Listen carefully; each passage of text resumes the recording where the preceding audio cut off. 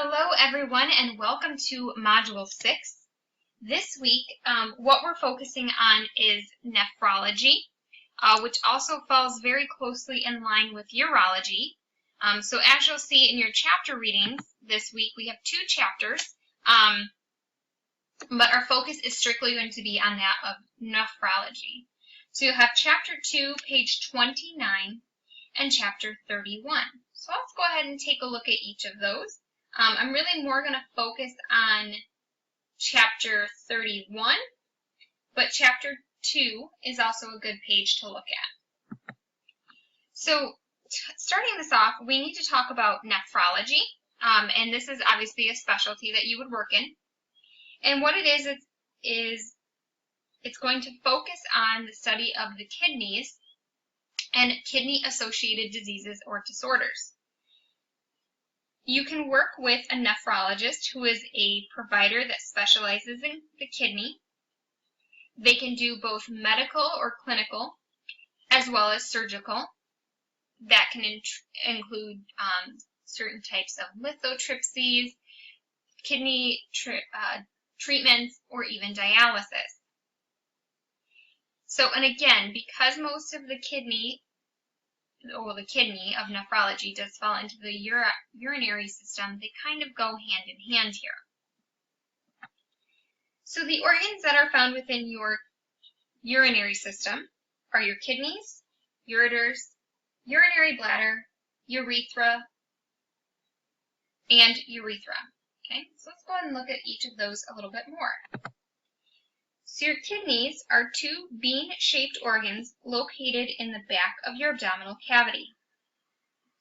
The kidney has both internal and external parts. The external structure of your kidney is also called the hilum, which is the opening for the ureter, which then connects to the renal pelvis and collects urine. The internal structure of the kidney are separated by 2 parts, the renal cortex and the renal medulla. The renal cortex is a soft and dense and is considered the outer inner layer of the kidney. The renal medulla is found deep within your kidney and forms the renal pyramids. Now when we talk about your kidney, there's another key player here, and that is your nephron. The nephron is the functional unit of your kidney, and there are over 1 million nephrons in one kidney.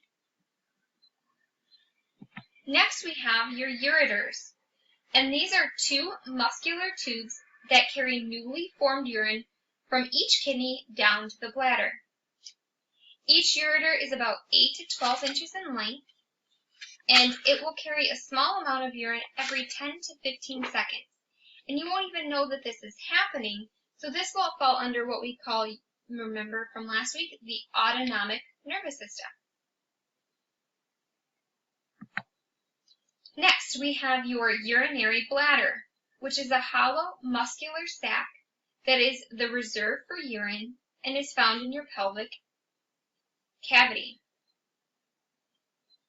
Now, the bladder can hold up to 500 milliliters of urine, but you will feel the need to void after about 300 to 350 milliliters. On average, a person will void about 1,000 to 1,500 milliliters of urine every day. And urine should be clear and have a straw yellow color to it. Lastly, we have your urethra. And the urethra is a tube of muscle and membrane that is responsible for voiding the urine. It will extend from the bladder to the urinary meatus. For men, their urethra is about 7 inches long, but females is much shorter. Ours, for females, is about 1.2 inches long.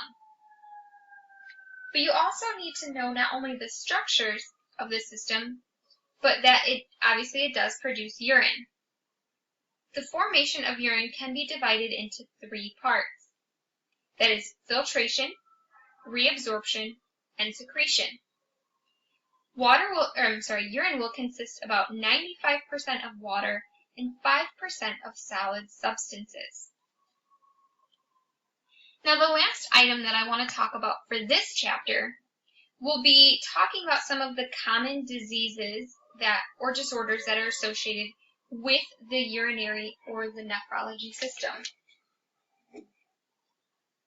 So with that being said, the first thing I want to talk about are what we call kidney stones or renal colic. These are formed when urine contains too much of a certain substance.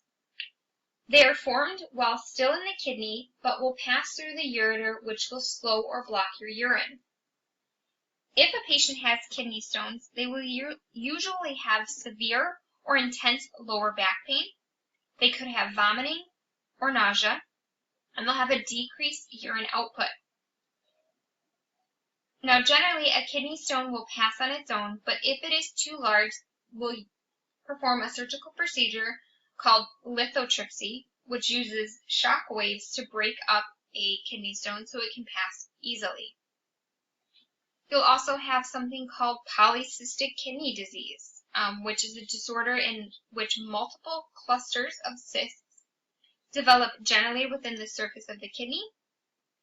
If a patient has polycystic kidney, they will typically have high blood pressure, back pain, abdominal pain, or an increase in the size of their abdomen. They could have blood in their urine, kidney failure, or infections, and headaches. The most common thing that we'll probably deal with in this system is a UTI, which is a urinary tract infection. This is where bacteria or viruses can cause an infection. Most commonly, this will be caused by E. coli. And if a patient presents with a UTI, they typically have back, side, or groin pains. They'll have an urgency to urinate frequently, typically about every hour. They'll have urinary frequency, pain, burning. They'll also have a fever or chills, and can have nausea, vomiting, and possible blood in their urine. Typically, this will be treated with antibiotics.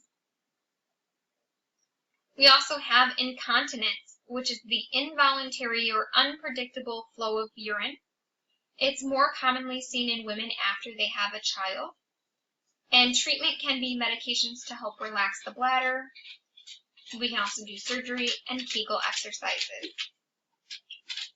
Dysuria is something we can also associate with, which is painful or difficulty when urinating. Typically, we'll see this with that UTI. You can have renal failure, which is the condition where the kidneys cease to function properly, and they can either be one of two types, acute or chronic. Acute occurs when there is a change in the filtering function of your kidneys. It will impair the kidney's ability to maintain normal body function.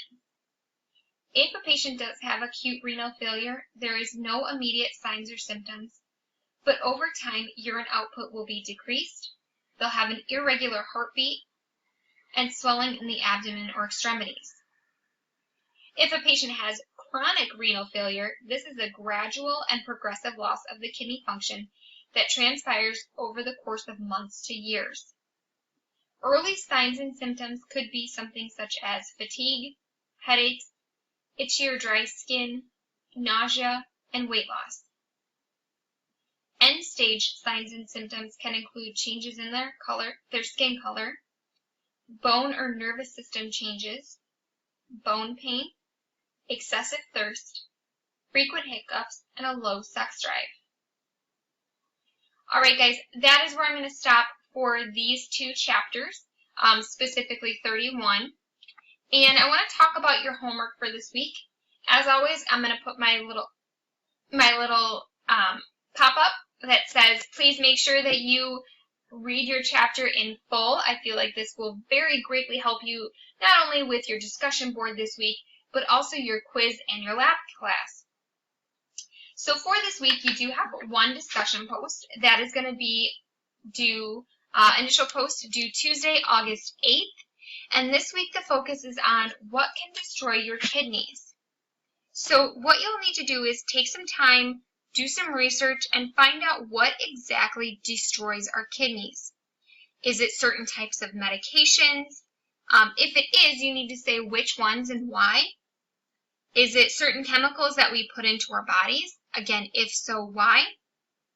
Are there any genetic or hereditary diseases that might affect the kidneys? If so, what ones? And what can we do to better take care of our kidneys or protect our kidneys? As always, you'll need to complete this in APA format, meaning that you'll need your reference page and your in-text citations.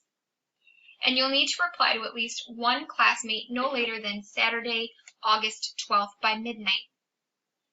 You also have one quiz this week, which is all about nephrology.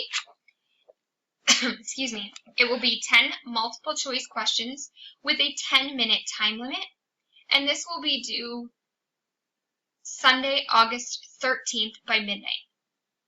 As always, guys, if you have any questions, comments, concerns, please make sure that you are reaching out to me. My direct line on campus can be found on your course homepage in the top right corner next to my picture. Or you can even email me through course messaging in Blackboard. Alright guys, that's all I have for week 6. I hope you have an awesome Module 6, and we'll see you again in Module 7. Bye-bye guys.